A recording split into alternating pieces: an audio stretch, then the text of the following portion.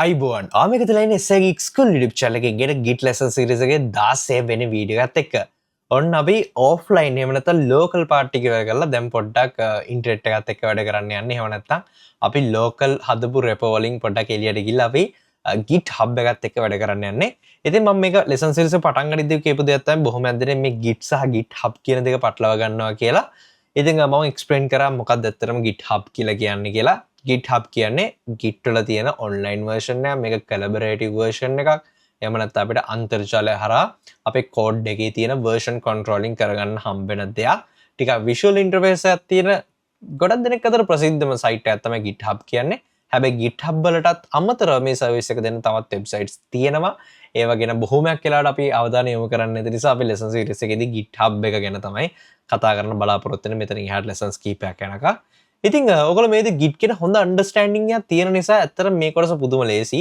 මොකද GitHub එක තේරුම් ගන්න එක ඇත්තටම ලේසි. මොකද Git තමයි GitHub එකට බේස්ඩ් වෙන්නේ. මීට අමතරව පොඩි දේවල් ටිකක් තමයි ඔයගොල්ලන්ට අමුතුවෙන් කියලා දැනගන්න තියෙන්නේ. ඉතින් මෙච්චරලා මේ ලෙසන් සීරීස් එක එන්ජොයි කරන් ඉන්නවා නම් අනිවාර්යයෙන්ම පල්ලෙහෙන් කමෙන්ට් එකක් දාන්න. ඒ වගේ වීඩියෝ ලයික් එකක් දාන්න. වගේ වීඩියෝ ෂෙයා කරන්නත් අමතක කරන්න එපා. මම කලින් කිව්ව විදිහට GitHub එකේ තියෙන විශේෂත්වය තමයි අපිට හැකියාව දෙනවා තවත් පිරිසක් එක්ක අපේ කෝඩ් එක ෂෙයා කරන්න. තවත් පිරිසකට කෝඩ් එක contributions කරන්න invite කරන්න එක දේවල් change කරන්න මේ වගේ දේවල් කරන්න හැකියාව තියෙනවා. සාමාන්‍ය විදිහට repositories තමයි අපි සකස් කරන්නේ. එහෙම නැත්නම් fold එකක් වගේ අපි අර කලින් කතා කරා මේ දේවල් ගැන මොකද්ද මේ repo එකක් කියන්නේ කියලා. ඉතින් සරලම අපිට හැකියාව තියෙනවා අපේ code එක එක්තරා විදිහට GitHub එකට upload කරලා ඒක තියාගන්න. ඒක අපේ profile එක පෙන්වනවා අපිට ඒක showcase කරන්න පුළුවන් අපේ projects මොනවද කියලා. මම කලින් කිව්ව විදිහට public සහ private විදිහට අපිට මේ විදිහට repos තියාගන්න හැකියාව තියෙනවා. මේකේ ගොඩක් features තියෙනවා.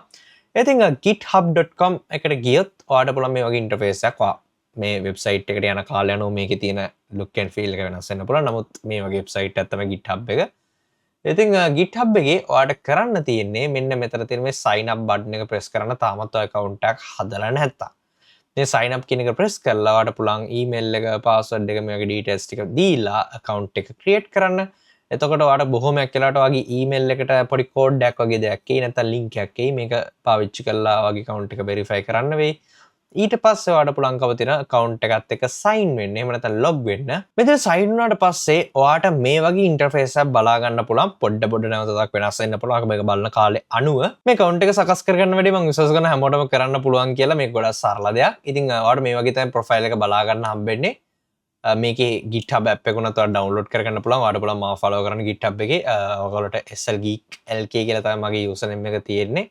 මම පල්ල description එකේ link එක දාලා තියෙනවා මගේ GitHub එකට. මුලින්ම අපි කරන repo එකක් එමුණත repository එකක් හදන එක. මේක කරන්න විදි දෙකක් තියෙනවා. එකක් තමයි github.com/new කියන එකට යන්න පුළුවන්.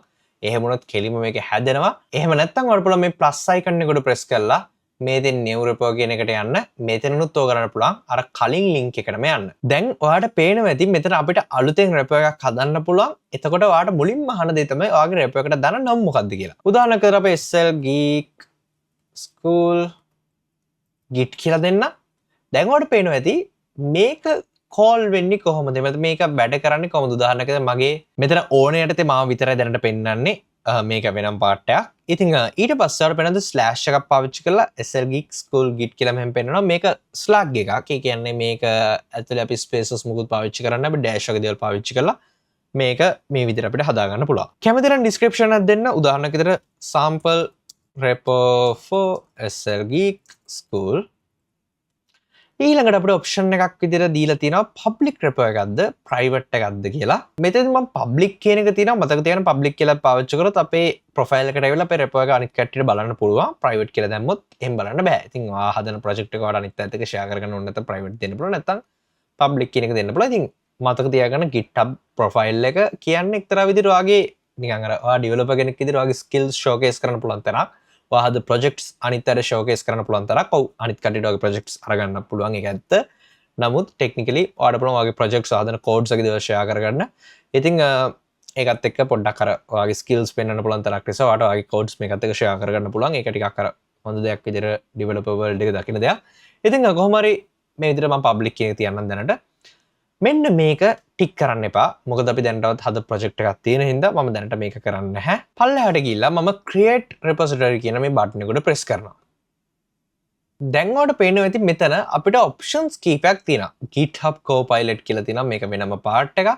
ඒ වගේම අපිට collaborators ඇඩ් කරන්න පුළුවන් මේක වෙනම පාර්ට් එකක් මම කලින් කිව්වා මේක අපිට කෝඩ් එක ෂෙයා කරන්න පුළුවන් තව කට්ටියත් එක්ක වැඩ කරන්න පුළුවන් ඊට පස්සේ මම අර කිව්වා අර අපි ස්ලග් එකක් හැදුවා මේක ආවේ කොහොමද කියලා මම පෙන්නුවා අපේ යූසර් නේම් එක / මෙහෙම ඉතින් ඕන කෙනෙක්ට පුළුවන්කම තියෙනවා මේක කොපි කරගෙන මේ ලින්ක් එක අපිට මේක ගොඩක් පස්සේ මෙහෙම ඇක්සස් කරන්න උදාහරණයක් විදිහට මේ විදිහට ගියාට පස්සේ වෙන කෙනෙක්ට මේ විදිහට අපේ රෙපෝ එක පෙන්වනවා දැන් මේක හිස් නිසා මේක කිසිම දෙයක් නැහැ ඒ වගේ අපිට පුළුවන් ඩෙස්ක්ටොප් එකේ සෙටප් කරන්න එහෙම නැත්නම් HTTPS SSH හරහා ඒ කියන්නේ අපිට රිමෝට් විදිහට කනෙක්ට් වෙන්න පුළුවන්කම තියෙනවා මේ දේවල් ගැන අපි වැඩි අවධානය යොමු කරන්න ඕනේ නැහැ ඒ වගේම අපිට පේනවා ඉතින් අපිට new repo එකක් හදන්නේ කොහොමද command line එක පාවිච්චි කරලා කියලා මෙතන options ටික පෙන්නලා තියෙනවා දැන් ඔයාලට පේනවා ඉතින් මෙතන ඔයා අලුතෙන් project එකක් සකස් කරන මේ වැඩේට යන්න පුළුවන් අපිට readme file එකෙන් පාවිච්චි කරලා නමුත් අපි දැනටමත් තියෙන existing repo එකක් add කරන්න යන නිසා මම මේ option එකට යන්නේ ඔයාලට පේනද මෙතන codes ටිකක් වගේ දීලා තියෙනවා අපිට command line එක run කරන්න මම මේ ටික මෙතනින් copy කරගන්නම් මෙතන lines කීපයක් දීලා තියෙනවා මේක මට මෙතනින් copy කරගන්න පුළුවන් මේ ටික copy කරලා අපිට පුළුවන්කම තියෙනවා අපේ local repo එක අපේ තියෙන GitHub එකට push කරන්න අපි ඒක ඊළඟ lesson එකෙන් කතා කරනවා මේ වීඩියෝ එක කතා කරේ GitHub කියන්නේ මොකද්ද GitHub එකේ තියෙන්නේ මොකටද GitHub profile එක හදාගන්නේ කොහොමද අපේ first repo එක create කරගන්නේ කොහොමද අපි දැන් අපි first repo එක create කරලා ඉවරයි ඊළඟ lesson එකත් එක්ක continue කරන්න එතකොට ඔයගොල්ලන්ට බලා ගන්න පුළුවන් කොහොමද අපි තප්පර කිහිපයක් ඇතුළත අපේ local තියෙන repo එක මේ GitHub එකේ පෙන්වන විදිහට හදන්නේ කියලා. ඉතින් මම විශ්වාස කරනවා ඔයගොල්ලෝ ගොඩක් හොඳ knowledge එකක් අරගන්න ඇති කියලා. වීඩියෝ share කරන්න, subscribe කරන්න, වීඩියෝ like එකක් දාන්න, comment එකක් දාන්න. අපි ඊළඟ වීඩියෝ ආයෙ හම්බ වෙනකම් ඔයගොල්ලෝ හැමෝටම සුබ දවසක්.